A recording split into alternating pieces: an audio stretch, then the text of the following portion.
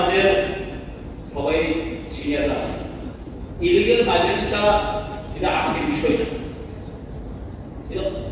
From the beginning that is after the 71 তো 71 এর পরের ইস্যুটা এটা গত 2 বছর 3 বছর ইস্যু না এই রাজ্যতে ডাটাবেস পপুলেশন রেশিও আছে এটা আমরা সবাই জানি কিন্তু ইলিগাল মাইগ্রেন্টস বা বেআইনি অনুপ্রবেশ এগুলো যথেষ্ট রয়েছে এখানে অনুপ্রবেশের কারণে এখন যারা ত্রিপুরাবাসী এবং ইন্ডিয়ান তাদের কিন্তু অনেক ব্যাপারে সমস্যা বাড়ছে সবগুলা ত্রিপুরা রাজ্যে প্রবলেম হয়েছে তো এখানে একটা বিরাট আমাদের গ্যাপ আছে যে অনেক মানুষের মনের মধ্যে অনেক কনফিউশন আছে যে অনেক সময় এটাকে নিয়ে অনেক কিছু ইলিগাল মাইগ্রেশনের কথা উঠলে অনেক সময় কমিউনাল ফিলিং হয় এবং এটাও কারোর প্রতি অনেক আঘাত আছে তো অ্যাকচুয়ালি ইলিগাল মাইগ্রেন্ট শুধু এটা পাহাড়ি বাঙালি ইস্যু না ইলিগাল মাইগ্রেন্ট পাহাড়িদেরও হতে পারে মুসলিমদেরও হতে পারে হিন্দুদেরও হতে পারে কিন্তু অনেক সময় এটা নিয়ে কনফিউশন মাঝে আমি বলতে চাই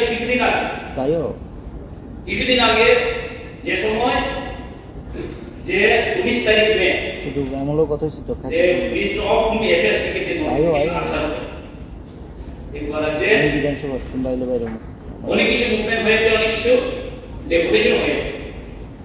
তাইও দেওয়ার সময় আমরা ডিএমের কাছে আমরা অনেক ডেপুটেশন হয়েছে আমতলি পাবি কোনো তারপরে মুভায় স্টেশন টাস্ক করে কথা বলেছি এদিকে বাজাইতাম কি রে ডিটেনশনে কেমন কথা নেই আমরা অনেক ডিএমকে জিজ্ঞাসা করেছি কিন্তু কোনো লোক এখন যে কথা না আমরা আমি তো বলেছি তারপর গুরুম কোন বিষয় এটা দুই লাগবে আমি কি বলতে চেয়েছি একটু কিছুদিন আগে ত্রিপুরাতে একটা সোশ্যাল মিডিয়াতে বিরাট একটা ভাইরাল হয়েছে যে এই ইলিগাল মাইগ্রেন্টসকে নিয়ে একটা কিছু মানে অনেক কিছু কমিউনাল মতো একটা হয়ে গেছে যে যেমন ত্রিপুরা মালিক আগরতলার মালিককে তেলাঙ্গানার মালিককে বিশালের মালিককে এটা কিন্তু বেসড অন ইলিগাল মাইগ্রেন্টস এটাকে নিয়ে কিন্তু হয়েছে মানুষের মধ্যে কনফিউশন আছে এটা যখন আমাদের মহারাজা পদে কিশোর মানিক বাহাদুর কোন একটা অনুষ্ঠানে দিতে ত্রিপুরা আগরতলার মালিককে আমি যখন বলেছেন তখন থেকে আমাদের যারা বন্ধুরা আছে এখন বড় নেতা আছে ওখানে আজকে নেই ওরাও কমেন্ট করেছেন ইদা অসাংবিধানিক ইদা এখন গণতন্ত্র ঠিকই আছে যে সময় আগরতলা শহরে লাঠি লাঠা নিয়ে যখন আগরতলার মালিককে যখন এই স্লোগান হয়েছে তখন কিন্তু কোন একজন কোথাও কিন্তু কোন একজন নেতাও কিন্তু কোন স্টেটমেন্ট নেই এরকম একটা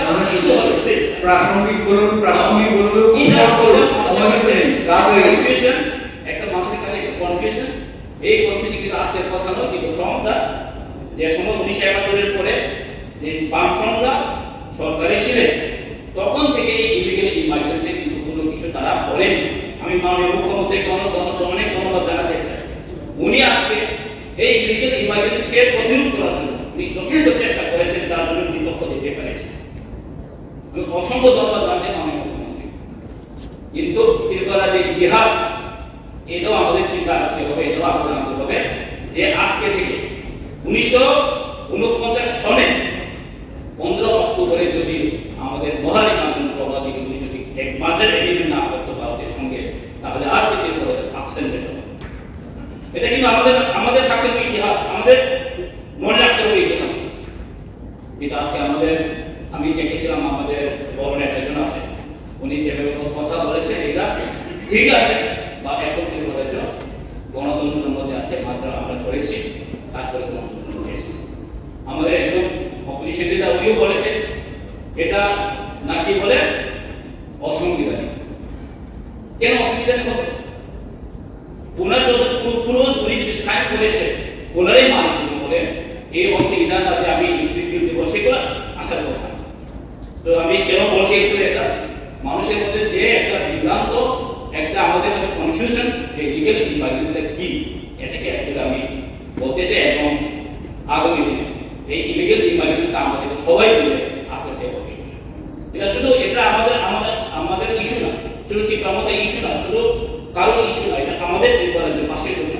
মঙ্গলের জন্য আমরা সবাইকে এটা রাখতে হবে। Thank you.